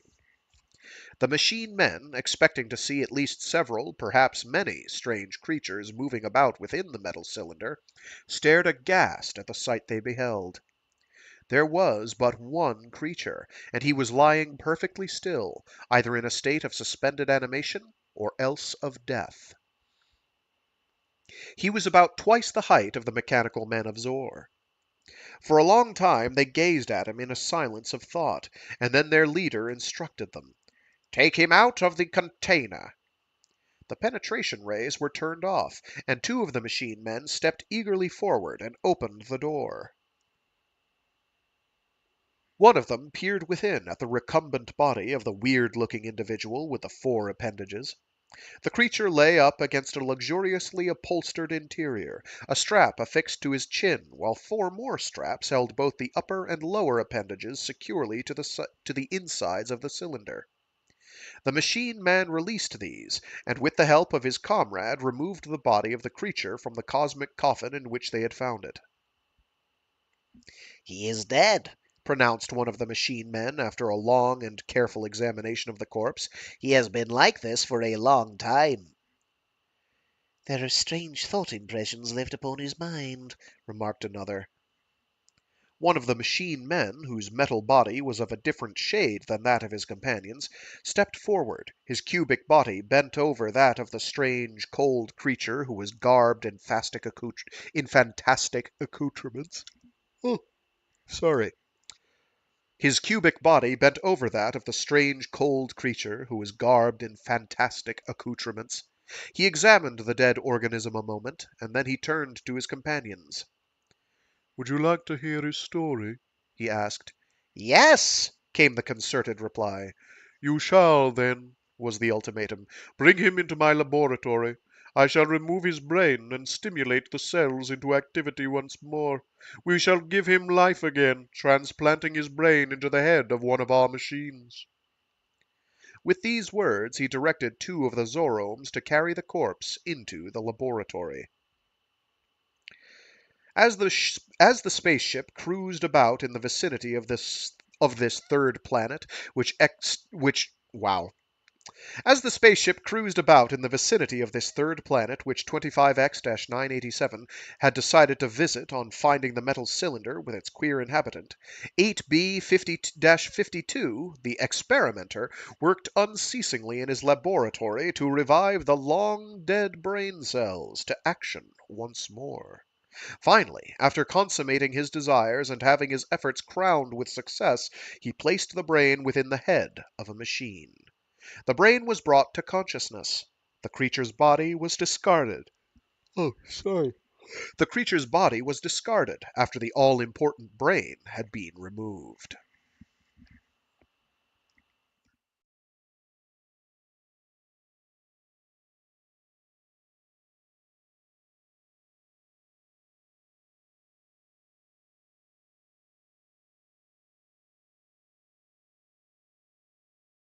Chapter 3. Recalled to Life. As Professor Jameson came to, he became aware of a strange feeling. He was sick. The doctors had not expected him to live. They had frankly told him so, but he had cared little in view of the long, happy years stretched out behind him. Perhaps he was not to die yet. He wondered how long he had slept. How strange he felt, as if he had no body. Why couldn't he open his eyes? He tried very hard. A mist swam before him. His eyes had been open all the time, but he had not seen before. That was queer, he ruminated. All was silent about his bedside. Had all the doctors and nurses left him to sleep or to die? Devil take that mist which now swam before him, obscuring everything in line of vision. He would call his nephew. Vainly he attempted to shout the word Douglas, but to no avail. Where was his mouth? It seemed as if he had none. Was it all delirium? The strange silence. Perhaps he had lost his sense of hearing along with his ability to speak, and he could see nothing distinctly. The mist had transferred itself into a confused jumble of indistinct objects, some of which moved about before him. He was now conscious of some impulse in his mind which kept questioning him as to how he felt. He was conscious of other strange ideas which seemed to be impressed upon his brain, but this one thought concerning his indisposition clamored insistently over the lesser ideas. It even seemed just as if someone was addressing him, and impulsively he attempted to utter a sound and tell them how queer he felt. It seemed as if speech had been taken from him. He could not talk, no matter how hard he tried. It was no use. Strange to say, however, the impulse within his mind appeared to be satisfied with the effort, and it now put another question to him. Where was he from? What a strange question! When he was at home, he told them as much. Had he always lived there? Why, yes, of course. The aged professor was now becoming more astute as to his condition. At first it was only a mild, passive wonderment at his helplessness and the strange thoughts which raced through his mind. Now he attempted to arouse himself from the Now he attempted to arouse himself from the lethargy. Quite suddenly his sight cleared, and what a surprise! He could see all the way around him without moving his head, and he could look at the ceiling of his room. His room? Was it his room? No, it just couldn't be. Where was he? What were those queer machines before him? They moved on 4 legs. 6 tentacles curled outward from their cubical bodies. One of the machines stood close before him. A tentacle shot out from the object and rubbed his head. How strange it felt upon his brow. Instinctively he obeyed the impulse to shove the contraption of metal from him with his hands. His arms did not rise. Instead, 6 tentacles projected upward to force back the machine. Professor Jameson gasped mentally in surprise as he gazed at the result of his urge to push the strange, unearthly-looking machine caricature from him. With trepidation he looked down at his own body to see where the tentacles had come from, and his surprise turned to sheer fright and amazement. His body was like the moving machine which stood before him. Where was he? Whatever had happened to him so suddenly? Only a few moments ago he had been in his bed, with the doctors and his nephew bending over him, expecting him to die. The last words he had remembered hearing was the cryptic announcement of one of the doctors. He is going now. But he hadn't died after all, apparently. A horrible thought struck him. Was this the life after death? Or was it an illusion of the mind? He became aware that the machine in front of him was attempting to communicate something to him. How could it, thought the professor, when he had no mouth? The desire to communicate an idea to him became more insistent. The suggestion of the machine man's question was in his mind. Telepathy, thought he. The creature was asking about the place whence he had come. He didn't know. His mind was in such a turmoil of thoughts and conflicting ideas. He allowed himself to be led to a window where the machine with a waving tentacle pointed towards an object outside. It was a queer sensation to be walking on the 4 metal legs. He looked from the window, and he saw and he saw that which caused him to nearly drop over, so astounded was he. The professor found himself gazing out from the boundless depths of space across the cosmic void to where a huge planet lay quiet. Now he was sure it was an illusion which made his mind and sight behave so queerly. He was troubled by a very strange dream. Carefully he examined the topography of the gigantic globe which rested off in the distance. At the same time he could see back of him the concourse of the mechanical creatures crowding up behind him, and he was aware of a telepathic conversation which was being carried on behind him, or just before him. Which was it now? Which was it now? Eyes extended all the way around his head, while there existed no difference on any of the four sides of his cubed body. His mechanical legs were capable of moving in any of four given directions with perfect ease, he discovered. The planet was not the Earth. Of that he was sure. None of the familiar continents lay before his eyes. And then he saw the great dull red ball of the dying sun. That was not the sun of his Earth. It had been a great deal more brilliant. "Did you come from that planet?" came the thought impulse from the mechanism by his side. "No," he returned. He then allowed the machine men, for he assumed that they were machine men, and he reasoned that, somehow or other, they had by some marvelous transformation made him over just as they were, to lead him through the craft of which he now took notice for the first time. It was an interplanetary flyer, or spaceship, he firmly believed. 25X-987 now took him to the compartment which they had removed him to from the strange container they had found wandering in the vicinity of the nearby world. There they showed him the long cylinder. "It's my rocket satellite!"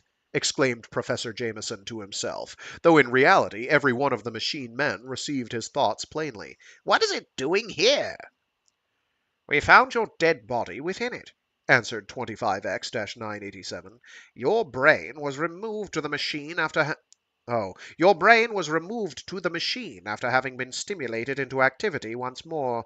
Your carcass was thrown away." Professor Jameson just stood dumbfounded by the words of the machine man.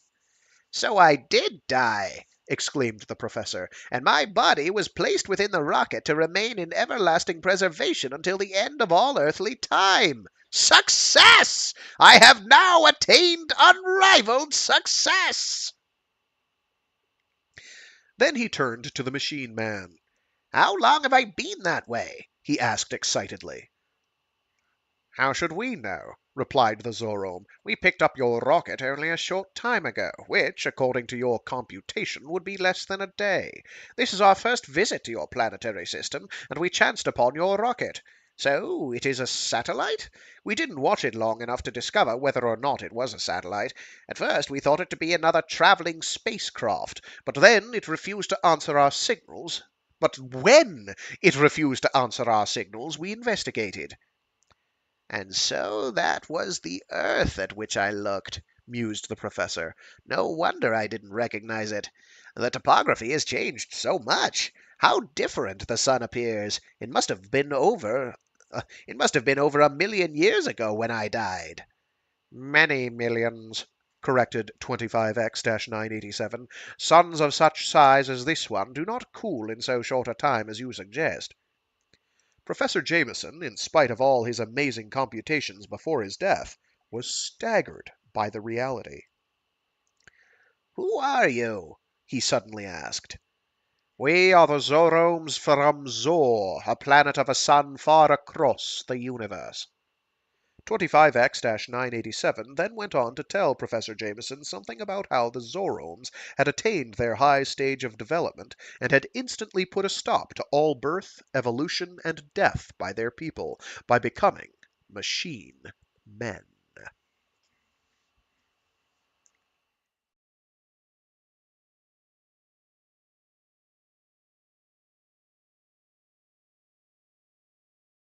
Chapter 4. The Dying World. "And now tell us of yourself," said 25X-987, "and about your world." Professor Jameson, noted in college as a lecturer of no mean ability and perfectly capable of relating intelligently to them the story of the Earth's history, evolution, and march of events following the birth of civilization up until the time when he died, wow, that's a long sentence, began his story. The mental speech hampered him for a time, but he soon became accustomed to it, so as to use it easily, and he found it preferable to vocal speech after a while. The Zoromes listened interestedly to the long account until Professor Jameson had finished. My nephew, concluded the professor, evidently obeyed my instructions and placed my body in the rocket I had built, shooting it out into space, where I became the satellite of the Earth for these many millions of years. Do you really want to know how long you were dead before we found you? Asked 25X-987. It would be interesting to find out. Yes, I should like very much to know, replied the professor. Our greatest mathematician, 459C-79, will tell it to you. The mathematician stepped forward. Upon one side of his cube were many buttons arranged in long columns and squares.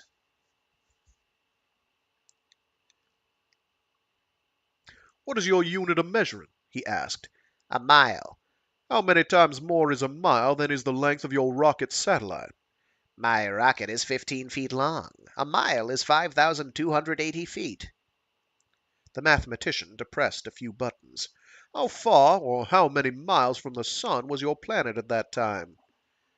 93 million miles, was the reply. And your world satellite, which you call moon from your planet, Earth? 240,000 miles. And your rocket? I figured it to go about 65,000 miles from the Earth. It was only 20,000 miles from the Earth when we picked it up, said the mathematician, depressing a few more buttons.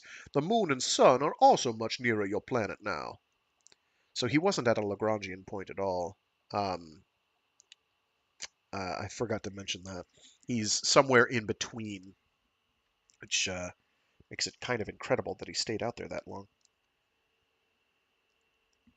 We'll take it. Professor Jameson gave way to a mental ejaculation of amazement. Do you know how long you have cruised around the planet in your own satellite? Said the mathematician. Since you began that journey, the planet which you call the Earth has revolved around the sun over 40 million times. 40 million years? Exclaimed Professor Jameson haltingly. Humanity must then have all perished from the Earth long ago. I'm the last man on Earth.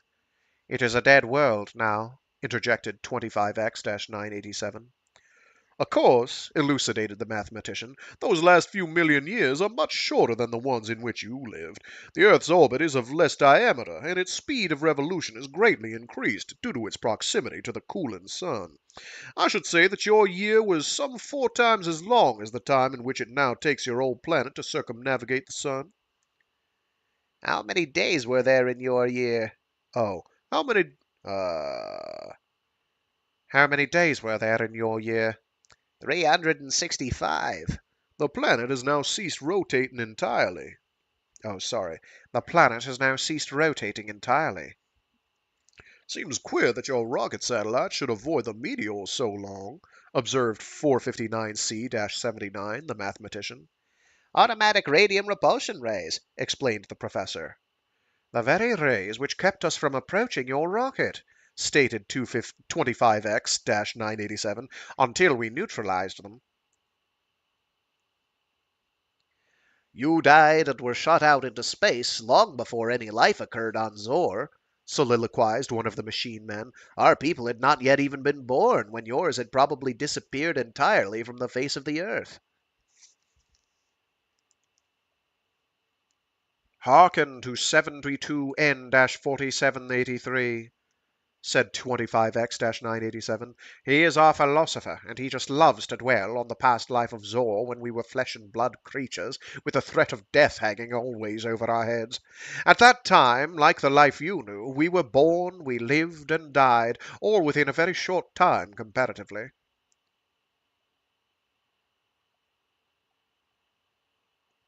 Of course, time has come to mean nothing to us, especially when we are out in space," observed 72N-4783.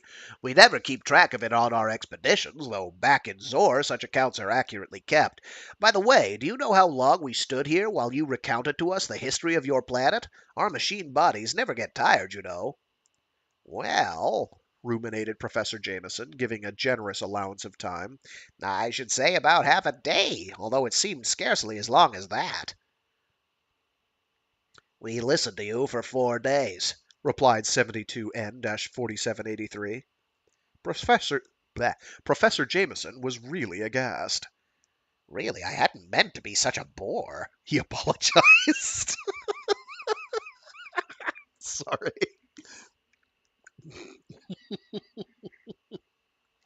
"I hadn't meant to be such a bore." "Oh, that is nothing," replied the other. "Your story was interesting, and if it had been twice as long, it would not have mattered, nor would it have seemed any longer. Time is merely relative, and in space, actual time does not exist at all, any more than your 40 million years cessation of life seemed more than a few moments to you. We saw that it was so when your first thought impressions reached us following your revival." Let us continue on to your planet Earth, then said 25X-987. Perhaps we shall find more startling disclosures there. As the spaceship of the Zoromes approached the sphere from which Professor Jameson had been hurled in his rocket 40 million years before, the professor was wondering how the Earth would appear, and what radical changes he would find.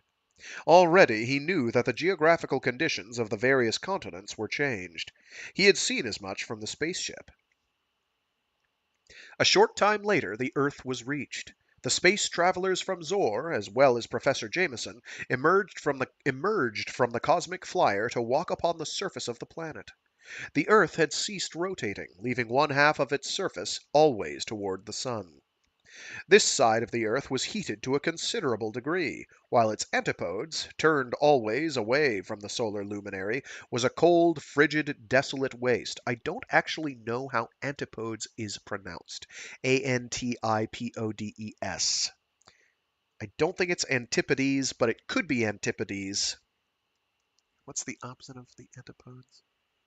I used to know this. Ah. Anyway, if somebody knows the proper pronunciation of that, feel free to drop me a line.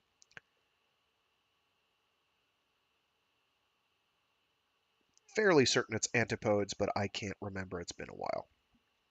The space travelers from Zor did not dare to advance very far into either hemisphere, but landed on the narrow, thousand-mile strip of territory separating the Earth's frozen half from its sun-baked antipodes.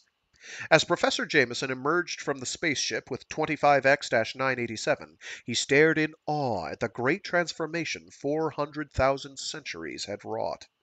The earth's surface, its sky, and the sun were all so changed and unearthly appearing. Off to the east, the blood-red ball of the slowly cooling sun rested upon the horizon, lighting up the eternal day. The earth's rotation had ceased entirely, and it hung motionless in the sky as it revolved around its solar parent, its orbit slowly but surely cutting in toward the great body of the sun. The two inner planets, Mercury and Venus, were now very close to the blood-red orb whose scintillating, dazzling brilliance had been lost in its cooling process.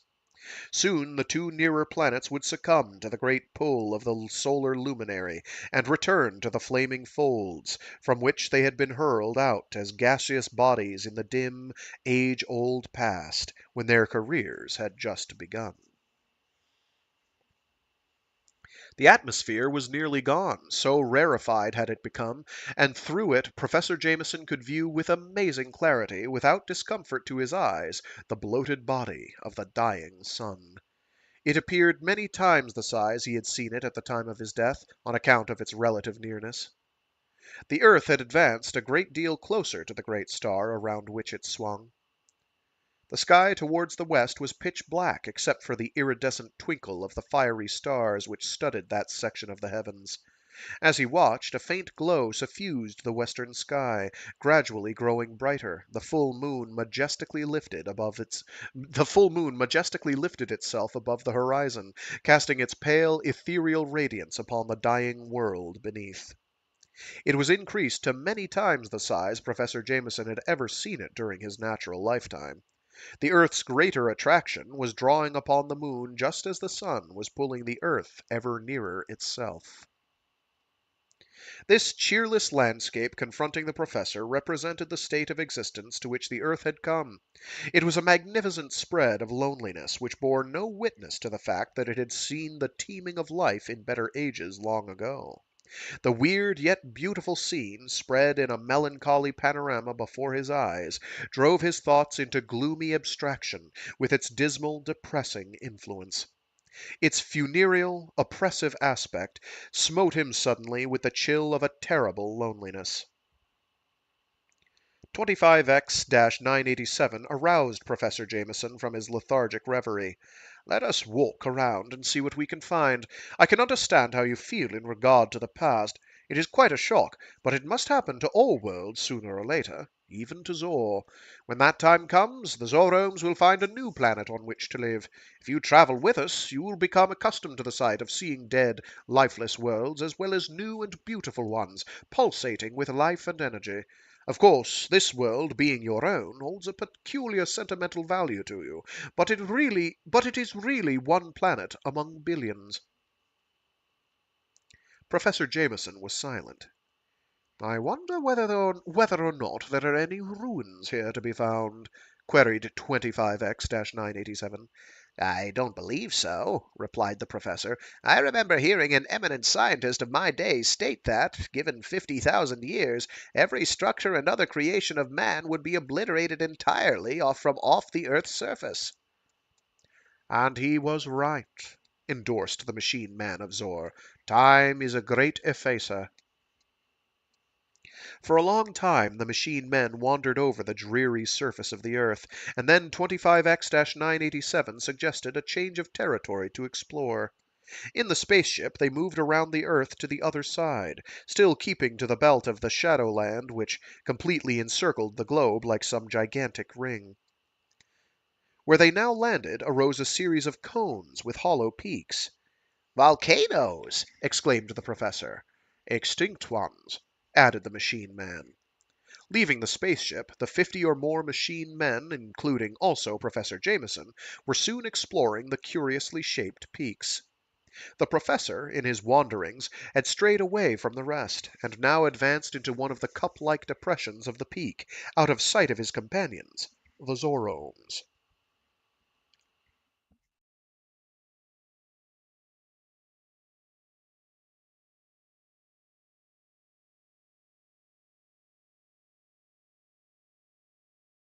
Chapter 5. Eternity or Death. He was well in the center of the cavity when the soft ground beneath him gave way suddenly, and he catapulted below into the darkness. Through the Stygian gloom he fell in what seemed to be an endless drop. He finally crashed upon something hard. The thin crust of the volcano's mouth had broken through, precipitating him into the deep, hollow interior. It must have been a long ways to fall, or so it had seemed. Why was he not knocked senseless or killed? Then he felt himself over with 3 tentacles. His metal legs were 4 broken, twisted masses of metal, while the lower half of his cubic body was jammed out of shape and split. He could not move, and half of his 6 tentacles were paralyzed. How would he ever get out of there? He wondered. The machine men of Zor might never find him. What would happen to him then? He would remain in this deathless, monotonous state forever in the black hole of the volcano's interior, unable to move. What a horrible thought! He could not starve to death. Eating was unknown among the Zoromes, the machines requiring no food. He could not even commit suicide. The only way for him to die would be to smash the strong metal head, and in his present immovable condition, this was impossible. It suddenly occurred to him to radiate thoughts for help. Would the Zoromes receive his messages? He wondered how far the telepathic messages would carry. He concentrated the powers of his mind upon the call for help, and repeatedly stated his position and plight. He then left his mind clear to receive the thought answers of the Zoromes. He received none. Again he tried. Still he received no welcoming answer. Professor Jameson became dejected.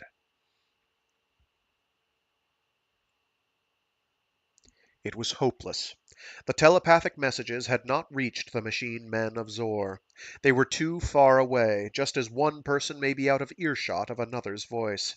He was doomed to a terrible fate of existence. It were better that his rocket had never been found. He wished that the Zoromes had destroyed him instead of bringing him back to life, back to this. His thoughts were suddenly broken in upon. "We're coming. Don't give up hope." If the professor's machine body had been equipped with a heart, it would have sung for joy at these welcome thought impressions. A short time later there appeared in the ragged break of the volcano's mouth, where he had fallen through, the metal head of one of the machine men. "We shall have you out of there soon," he said.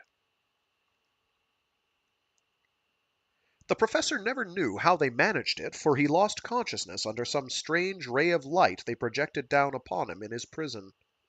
When he came to consciousness once more, it was to find himself inside the spaceship. If you had fallen and smashed your head, it would have been all over for you, Were the first thought impulses which greeted him. As it is, however, we can fix you up first rate. Why didn't you answer the first time I called to you?" asked the professor. "Didn't you hear me?" We heard you, and we answered, but you didn't hear us. You see, your brain is different than ours, and though you can send thought waves as far as we can, you cannot receive them from such a great distance." "I'm wrecked," said the professor, gazing at his twisted limbs, paralyzed tentacles, and jammed body. "We shall repair you," came the reply. "It is your good fortune that your head was not crushed." "What are you going to do with me?" queried the professor. "Will you remove my brains to another machine?" "No, it isn't necessary. We shall merely remove your head and place it upon another machine body." The Zoromes immediately set to work upon the task, and soon had Professor Jameson's metal head removed from the machine which he had wrecked in his fall down the crater. All during the painless operation, the professor kept up a series of thought exchanges and conversation with the Zoromes, and it seemed but a short time before his head surmounted a new machine, and he was ready for further exploration. In the course of his operation, the spaceship had moved to a new position, and now as they emerged, 25X-987 kept company with Professor Jameson. "I must keep an eye on you," he said. "You will be getting into more trouble before you get accustomed to the metal bodies." But Professor Jameson was doing a great deal of thinking. Doubtlessly, these strange machine men who had picked up his rocket in the depths of space and had brought him back to life were expecting him to travel with them and become adopted into the ranks of the Zoromes. Did he want to go with them? He couldn't decide. He had forgotten that the machine men could read his innermost thoughts. "You wish to remain here alone upon the earth?" asked 25X-987. "It is your privilege if you really want it so." I don't know, replied Professor Jameson truthfully. He gazed at the dust around his feet. It had probably been the composition of men, and had changed from time to time into various other atomic structures, of other queer forms of life which had succeeded mankind. It was the law of the atom which never died. And now he had within his power perpetual existence. He could be immortal if he wished. It would be an immortality of never-ending adventures in the vast, endless universe among the galaxy of stars and planets. A great loneliness seized him. Would he be happy among these machine men of another far-off world? Among these Zoromes? They were kindly and solicitous of his welfare. What better fate could he expect? Still, a longing for his own kind arose in him, the call of humanity. It was irresistible. What could he do? Was it not in vain? Humanity had long since disappeared from the earth. millions of years ago. He wondered what lay beyond the pales of death, the real death, where the body decomposed and wasted away to return to the dust of the earth and assume new atomic structures. He had begun to wonder whether or not he had been dead all these 40 millions of years. Suppose he had been merely in a state of suspended animation. He had remembered a scientist of his day who had claimed that the body does not die at the point of official death. According to the claims of this man, the cells of the body did not die at the moment at which respiration, heartbeats, and the blood circulation ceased, but it existed in the semblance of life for several days afterward, especially in the cells of the bones, which died last of all. Perhaps when he had been sent out into space in his rocket right after his death, the action of the cosmic void was to halt his slow death of the cells in his body and hold him in suspended animation during the ensuing millions of years. Suppose he should really die, destroying his own brain. What lay beyond real death? Would it be a better plane of existence than the Zoromes could offer him? Would he rediscover humanity, or had they long since arisen to higher planes of existence or reincarnation? Did time exist beyond the mysterious portals of death? If not, then it was possible for him to join the souls of the human race. Had he really been dead all this time? If so, he knew what to expect in case he really destroyed his own brain. Oblivion. Again, the intense feeling of loneliness surged over him, and held him within its melancholy grasp. Desperately, he decided to find the nearest cliff and jump from it, head first. Humanity called. No man lived to companion him. His 4 metal limbs carried him swiftly to the summit of a nearby precipice. Why not gamble on the hereafter? 25X-987, understanding his trend of thought, did not attempt to restrain him. Instead, the machine man of Zor waited patiently. As Professor Jameson stood there meditating upon the jump which would hurl him now into a new plane of existence, or into oblivion, the thought transference of 25X-987 reached him. Yeah, okay, so there's a weird hyphen in the middle there that I misread. As Professor Jameson stood there meditating upon the jump which would hurl him now into a new plane of existence, or into oblivion, the thought transference of 25X-987 reached him. It was laden with the wisdom born of many planets and thousands of centuries' experience. Why jump? Asked the machine man. The dying world holds your imagination within a morbid clutch. It is all a matter of mental condition. Free your mind of this fascinating influence and come with us to visit other worlds. Many of them are both beautiful and new. You will then feel a great difference. Will you come? The professor considered for a moment as he resisted the impulse to dive off the declivity to the enticing rocks far below. An inspiration seized him. Backing away from the edge of the cliff, he joined 25X-987 once more. I shall come, he stated. He would become an immortal after all, and join the Zoromes in their never-ending adventures from world to world. They hastened to the spaceship to escape the depressing, dreary influence of the dying world, which had nearly driven Professor Jameson to take the fatal leap to oblivion. And that was The Jameson Satellite by Neil R. Jones, published in 1931.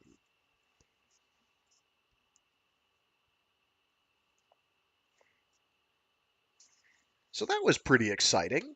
A post-humanist, transhumanist um, space adventure. Uh, sort of. Well, he goes on to do space adventure things anyway. So here we have a series of summaries of some of the authors and the editor and introducer, Joshua Glenn. Joshua Glenn, who was the first to describe the years 1900 to 1935 as science fiction's Radium Age, has helped popularize stories from the era for over a decade now. A former Boston Globe staffer and publisher of the indie intellectual journal Hermenaut, He is co-author of the Idler's Glossary, published in 2008, Significant Objects, published in 2012, and the Family Activities Guide Unbored, published in 2012. He is also co-founder of the brand consultancy Semiovox, and he publishes the blog High Lowbrow. It doesn't say when he was born, only that he is not yet dead, presumably.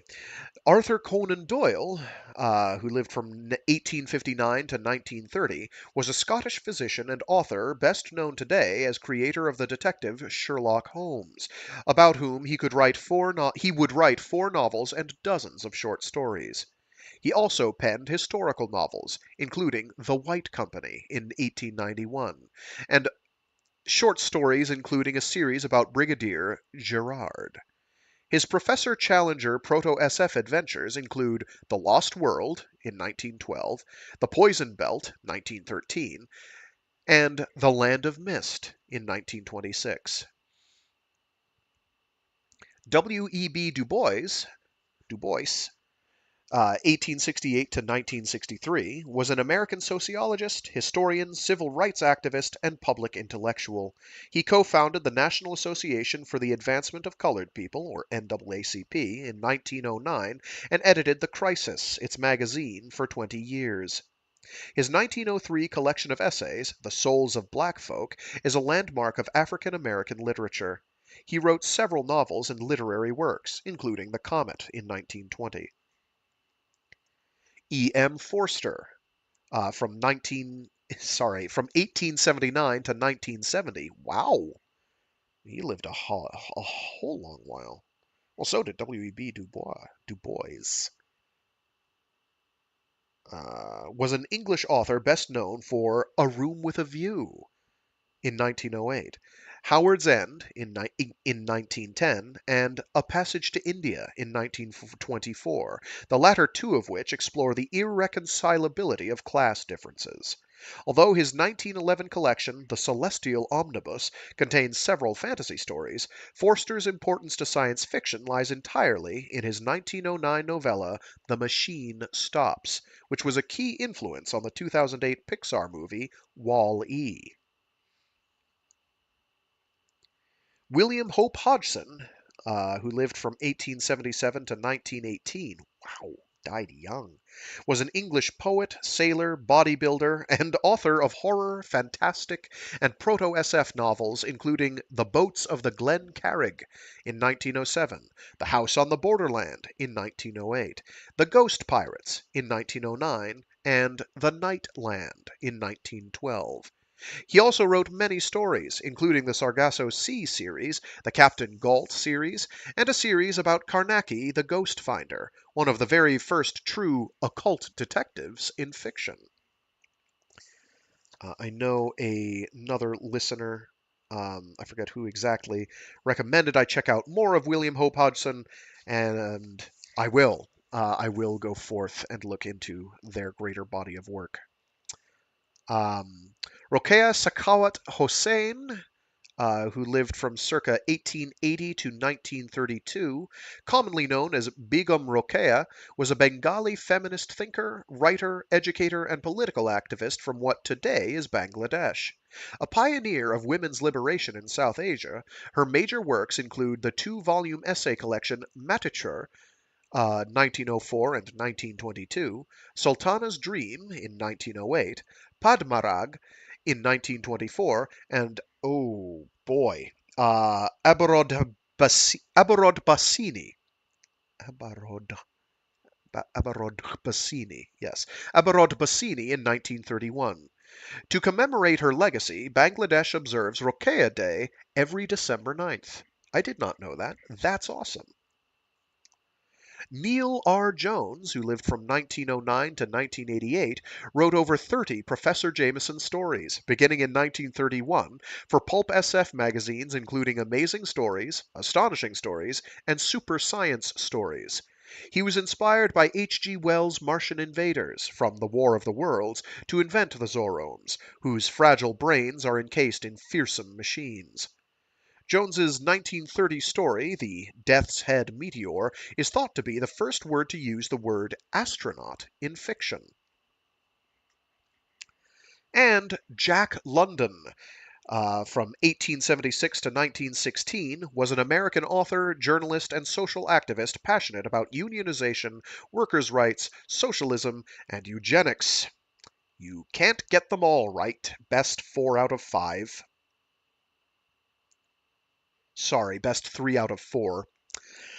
Uh, he is best known today for his novels The Call of the Wild in 1903 and White Fang in 1906, both of which are set in the Klondike Gold Rush, as well as for The Sea Wolf, 1904, and Martin Eden in 1909. His proto-SF writings include The Iron Heel in 1908, The Scarlet Plague in 1912, and The Star Rover in 1914. Also, the story that he wrote for this, which is called The Red One. So, that was the short story collection Voices from the Radium Age, edited and introduced by Joshua Glenn.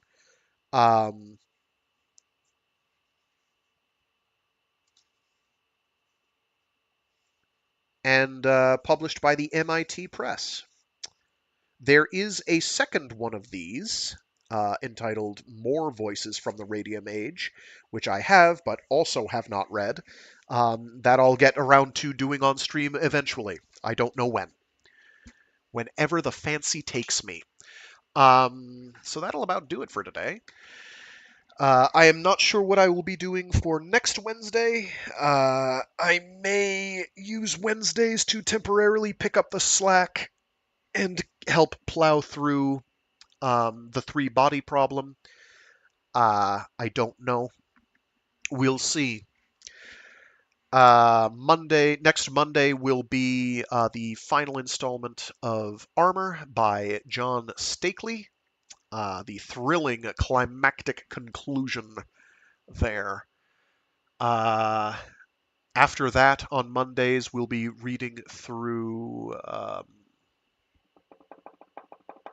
All You Need Is Kill by Japanese author whose name I can't remember right now, to continue our powered armor depictions throughout the ages that we've been doing for the last several months, starting with wow, dude. Starting with Starship Troopers by Heinlein. Um, you can kind of include Mobile Suit Gundam in that genealogy, only because a lot of the original storyboard concept work involved it being more of a powered armor type affair. And you can tell that there are some of those influences, like mobile suits as the title, when they're actually like 15 plus meter tall, 15 to 18 meter tall robots, piloted mechs. After we get through All You Need Is Kill by Sakurazawa, I think his name is, I don't know what I'll be doing, so we'll find out then. After we get through the 3-body problem, we'll be reading The Jesus Incident by Frank Herbert and Bill Ransom, and then we'll keep swapping between the Pandora sequence and the 3-body problem trilogy, or Remembrance of Earth's Past trilogy. So yeah, that'll do it for today. Thanks to everyone who tuned in. If you are listening to this after the fact and are wondering why they're so rough, it's because I stream them live and don't edit them. Every Monday, Wednesday, and Friday, starting at 12 noon Eastern Standard Time, or UTC -5, if you want a more universal clock time frame, which is, I realize, a non-ideal time frame for just about everybody. But that's okay. We don't do this for the views. We do it because I find it fulfilling. It's a fun hobby. Hopefully I am adequate at it. Yes, yes, shower me with praise. Buff my ego. But yeah, so there is no monetary incentive for me to not do these or do these. It's just based on amount of free time that I've got available, which I'm able to force uh, my schedule into working. It is just malleable enough that I can make it work, so it's good. Anyway, that's it for today. Stay safe, stay sane, and be decent to each other. See you all later. Bye. Have a good one.